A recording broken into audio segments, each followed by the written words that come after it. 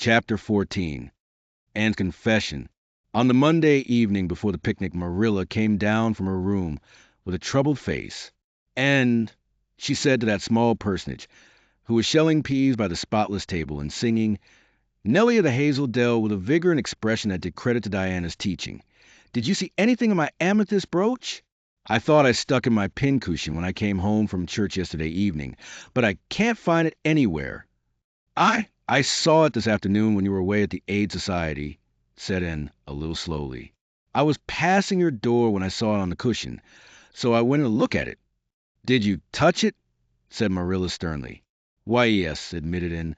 "I took it up and I pinned it on my breast just to see how it would look." "You had no business to do anything of the sort.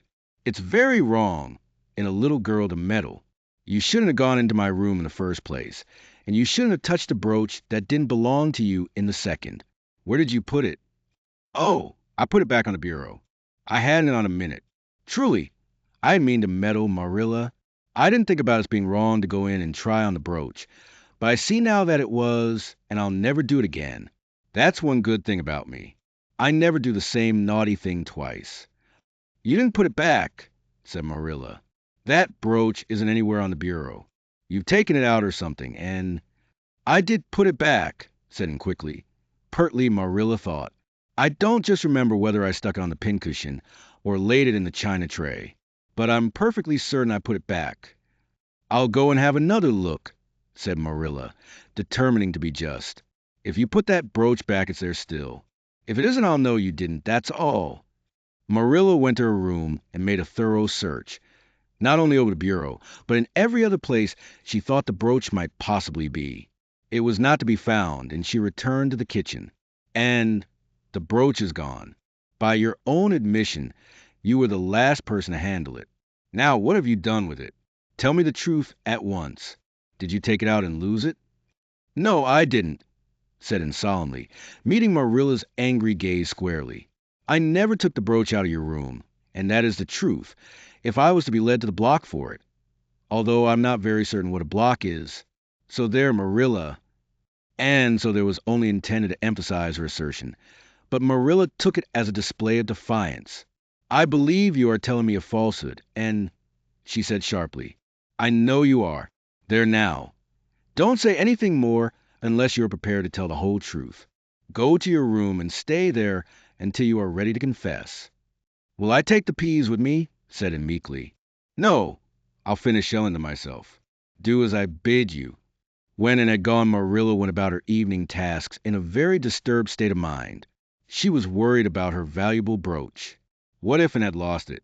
And how wicked of the child to deny having taken it, when anybody could see she must have, with such an innocent face, too? "I don't know what I wouldn't sooner have had happen," thought Marilla, as she nervously shelled the peas. "Of course, I don't suppose she meant to steal it, or anything like that. She's just taken to play with or help along that imagination of hers. She must have taken it, that's clear, for there hasn't been a soul in that room since she was in it, by her own story, until I went up tonight. And the brooch is gone, there's nothing surer. I suppose she has lost it and is afraid to own up for fear she'll be punished. It's a dreadful thing to think she tells falsehoods. It's a far worse thing than her fit of temper. It's a fearful responsibility to have a child in your house you can't trust. Slyness and untruthfulness, that's what she has displayed. I declare I feel worse about that than about the brooch. If she'd only have told the truth about, I wouldn't mind so much." Marilla went to her room at intervals all through the evening and searched for the brooch, without finding it. A bedtime visit to the east gable produced no result. Anne persisted in denying that she knew anything about the brooch, but Marilla was only the more firmly convinced that she did. She told Matthew the story the next morning. Matthew was confounded and puzzled. He could not so quickly lose faith in, but he had to admit that circumstances were against her. "You're sure it hasn't fell down behind the bureau?" was the only suggestion he could offer. "I've moved the bureau, and I've taken out the drawers, and I've looked in every crack and cranny," was Marilla's positive answer. "The brooch is gone, and that child has taken it and lied about it. That's the plain, ugly truth, Matthew Cuthbert, and we might as well look it in the face." "Well now, what are you going to do about it?" Matthew asked forlornly.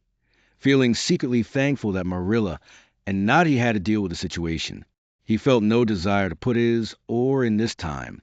"She'll stay in her room until she confesses," said Marilla grimly, remembering the success of this method in the former case. "Then we'll see. Perhaps we'll be able to find the brooch if she'll only tell where she took it. But in any case, she'll have to be severely punished, Matthew." "Well, now, you'll have to punish her," said Matthew, reaching for his hat. "I've nothing to do with it, remember. You warned me off yourself." Marilla felt deserted by everyone. She could not even go to Mrs. Lynde for advice. She went up to the east gable with a very serious face and left it with a face more serious still, and steadfastly refused to confess. She persisted in asserting that she had not taken the brooch. The child had evidently been crying, and Marilla felt a pang of pity, which she sternly repressed.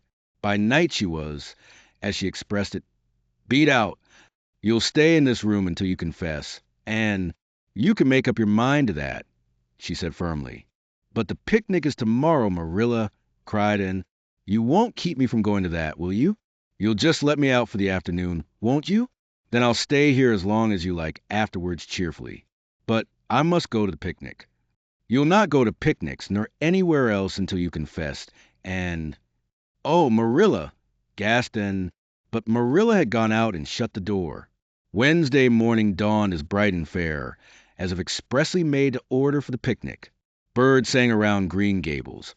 The Madonna lilies in the garden sent out whiffs of perfume that entered in on Beulah's winds at every door and window, and wandered through halls and rooms like spirits of benediction. The birches and hollow waved joyful hands, as if watching for Anne's usual morning greeting from the east gable. But Anne was not at her window. When Marilla took her breakfast up to her, she found the child sitting primly on her bed, pale and resolute, with tight-shut lips and gleaming eyes. "Marilla, I'm ready to confess." "Ah!" Marilla laid down her tray. Once again her method had succeeded, but her success was very bitter to her. "Let me hear what you have to say, then, and—" "I took the amethyst brooch," said Anne, as if repeating a lesson she had learned. "I took it just as you said. I didn't mean to take it when I went in, but it did look so beautiful, Marilla, when I pinned it on my breast that I was overcome by an irresistible temptation. I imagine how perfectly thrilling it would be to take it to Idlewild and play I was the Lady Cordelia Fitzgerald. It would be so much easier to imagine I was a Lady Cordelia if I had a real amethyst brooch on. Diana and I make necklaces of roseberries, but what are roseberries compared to amethysts? So I took the brooch. I thought I could put it back before you came home. I went all the way around by the road to lengthen out the time. When I was going over the bridge across the lake of shining waters, I took the brooch off to have another look at it. Oh, how it did shine in the sunlight. And then, when I was leaning over the bridge, it just slipped through my fingers so, and went down, down, down, all purply sparkling, and sank forevermore beneath the lake of shining waters. And that's the best I can do at confessing, Marilla." Marilla felt hot anger surge up into her heart again.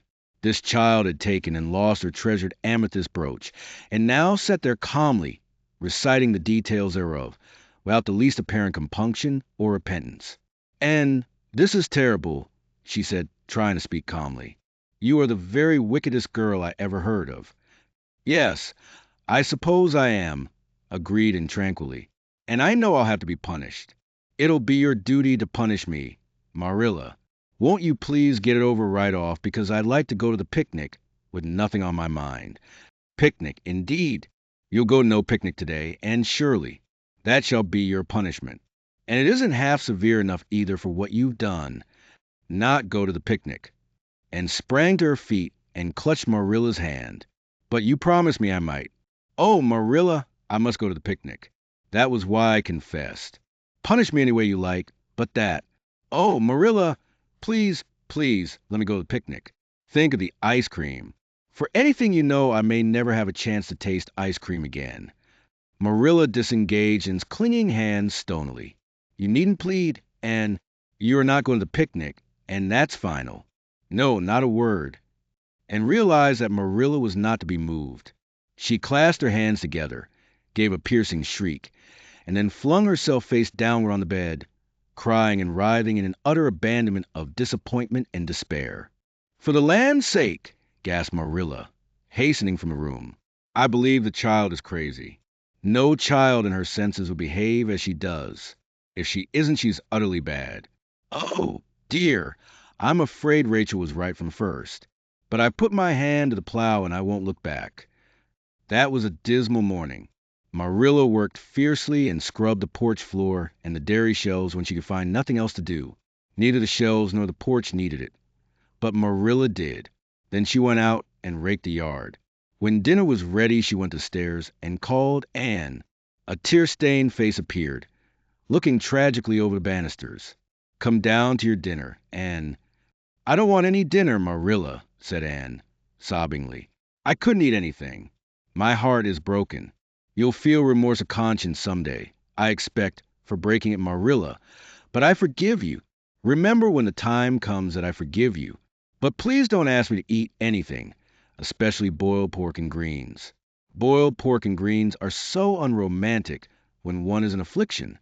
Exasperated, Marilla returned to the kitchen and poured out her tale of woe to Matthew, who, between his sense of justice and his unlawful sympathy with Anne, was a miserable man.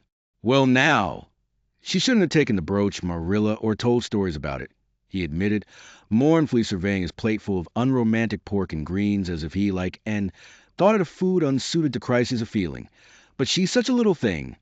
Such an interesting little thing.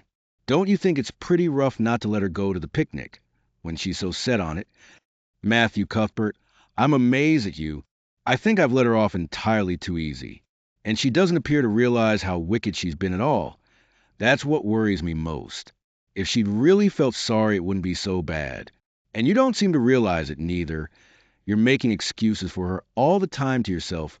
I can see that."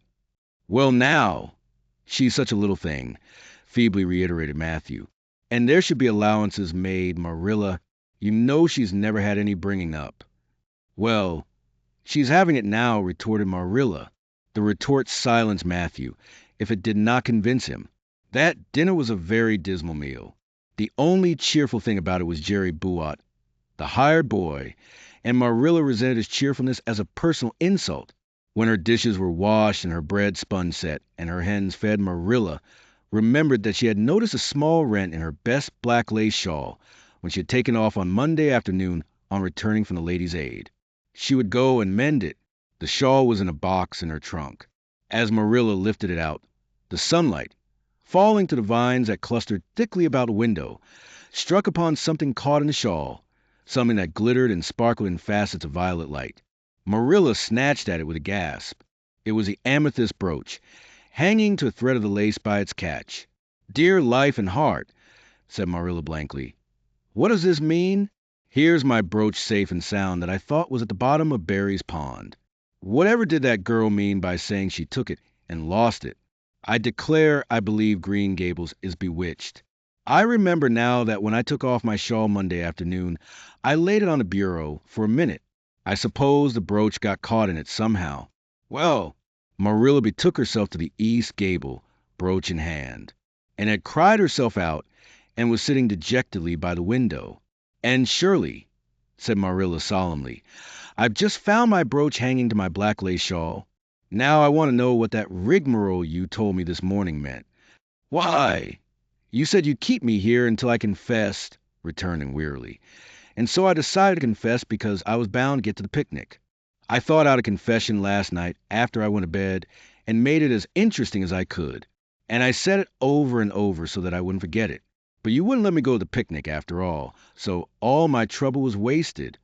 Marilla had to laugh in spite of herself, but her conscience pricked her. "And you do beat all. But I was wrong. I see that now. I shouldn't have doubted your word when I'd never known you to tell a story. Of course, it wasn't right for you to confess to a thing you hadn't done. It was very wrong to do so. But I drove you to it. So if you'll forgive me, Anne, I'll forgive you and we'll start square again. And now get yourself ready for the picnic." And flew up like a rocket. "Oh, Marilla, is it too late?" "No, it's only 2 o'clock. They won't be more than well gathered yet. And it'll be an hour before they have tea. Wash your face and comb your hair and put on your gingham. I'll fill a basket for you. There's plenty of stuff baked in the house. And I'll get Jerry to hitch up the sorrel and drive you down to the picnic ground." "Oh, Marilla," exclaimed Anne, flying to the washstand. "5 minutes ago I was so miserable. I was wishing I'd never been born, and now I wouldn't change places with an angel." That night, a thoroughly happy, completely tired out, and returned to Green Gables in a state of beatification impossible to describe. "Oh, Marilla, I've had a perfectly scrumptious time." Scrumptious is a new word I learned today. I heard Mary Alice Bell use it. Isn't it very expressive? Everything was lovely. We had a splendid tea, and then Mr. Harmon Andrews took us all for a row on the Lake of Shining Waters, 6 of us at a time, and Jane Andrews nearly fell overboard. She was leaning out to pick water lilies, and if Mr. Andrews hadn't caught her by her sash just in the nick of time, she'd fallen in and probably been drowned. I wish it had been me. It would have been such a romantic experience to have been nearly drowned. It would be such a thrilling tale to tell. And we had the ice cream. Words fail me to describe that ice cream. Marilla, I assure you it was sublime. That evening Marilla told the whole story to Matthew over her stocking basket. "I'm willing to own up that I made a mistake," she concluded candidly. "But I've learned a lesson.